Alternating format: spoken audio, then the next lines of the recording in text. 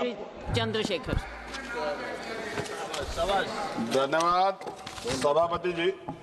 नियम 193 के अधीन वामपंथी उग्रवाद पे हम लोग चर्चा कर रहे हैं और क्योंकि ये बड़ा संवेदनशील विषय है तो बहुत कम समय में बड़ी गंभीरता से मैं अपनी बात को रखूंगा। सभापति जी, हम लोग फूले साहू अंबेडकर को मानने वाले लोग, हम लोग संविधान को मानते हैं, संविधान के आधार पर चलते हैं। हम लोग बंदूक को सही नहीं मानते और बंदूक का रास्ता सही भी नहीं, क्योंकि अगर कमजोर कभी बंदूक उठाएगा तो उसको कुचलना, उसको मारना आसान हो जाएगा, नक्सली या और तमाम तरह के आरोप लगा के। इसलिए बाबा साहब ने कलम की बात की और कलम को हथियार बताया।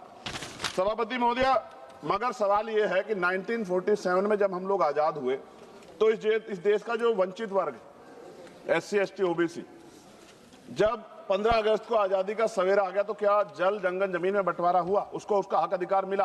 अगर उसको जमीन मिल जाती, घर मिल जाता, उसको अवसर मिल जाते तो आज प्रधानमंत्री आवास योजना नहीं चलानी पड़ती। सभापति महोदय, जमीन का राष्ट्रीयकरण नहीं हुआ।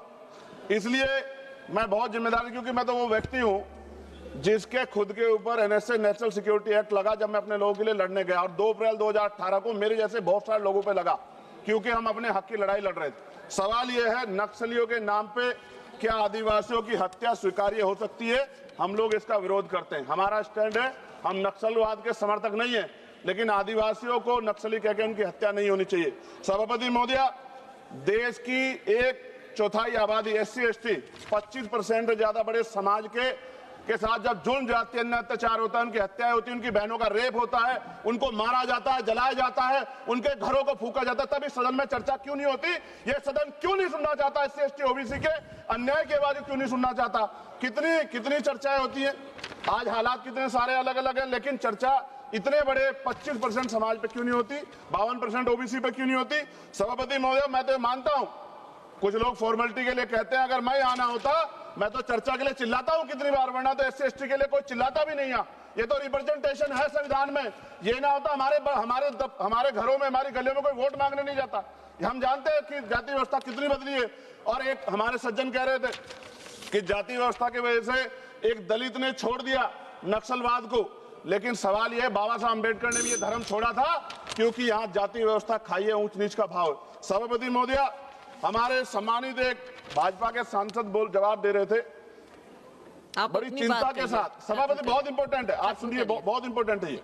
वो ये कह रहे थे जवाब देते कि उन्होंने कुछ ब्राह्मण्स के नाम लिए और कहा कि भाई ये इनके मालिक हैं, इनके यहाँ लेबर तो SC ST है, ये विचारधारा पर आधारित है। तो क्या कहना चाहते थे कि इस देश को तोड़ने की मूवमेंट कौन चला रहा है? जवाब दे। वो बड़ी बात यह है, उन्होंने ट्वीट किया 2 दिन पहले, मैं चाहता था मैं उनको जवाब दूं, उन्होंने आरक्षण को कोसने का काम किया। ये भाजपा की सोच है, जवाब देना चाहिए भारतीय जनता पार्टी को। सभापति महोदय, मैं 1000 से ज्यादा जवानों की जान गई है 2010 से लेकर 23 तक। CRPF के जवान संसद की सुरक्षा करते हैं, बॉर्डर की सुरक्षा करते हैं। अभी असिस्टेंट कमांडेंट अजय मलिक की उसका पैर उड़ गया, उनको प्रमोशन नहीं मिल रहा है। सुप्रीम कोर्ट उनके फेवर में थी, सरकार रिव्यू पिटीशन में गई, फिर उनके फेवर में थी। खत्म करूंगा 30 सेकंड में। सभापति महोदय, फिर भी बिल आ गया। मैं ये पूछना चाहता हूं, क्या एक CRPF BSF जो CAPF के हमारे जवान है, क्या उनकी शहादत नहीं है? क्या उनको जो है शहीद का दर्जा नहीं मिलना चाहिए? उनको पुरानी पेंशन का लाभ नहीं मिलना चाहिए? उनको सभापति सुविधाएं नहीं मिलनी चाहिए? सम्मान नहीं मिलना चाहिए? और अंत में सभापति महोदय, इस देश में जवान शहीद होता है, उसको शहीद का दर्जा मिले, उसको सम्मान भी, लेकिन देश की सुरक्षा करते हैं। हम तो सम्मान करते सेना का।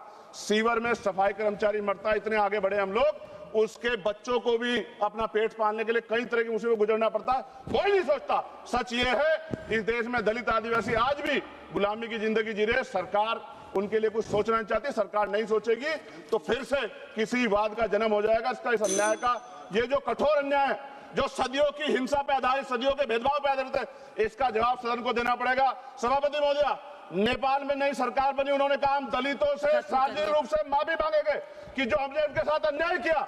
ये सदन कब उनसे माफी मांगा जिनके साथ हजारों साल अन्याय हुआ और आज भी उनको रोटी कपड़ा मकान के लिए अन्याय लड़ना पड़ता है। धन्यवाद सभापति महोदय। जय भीम, जय भारत। अब्दुल राशिद शेख।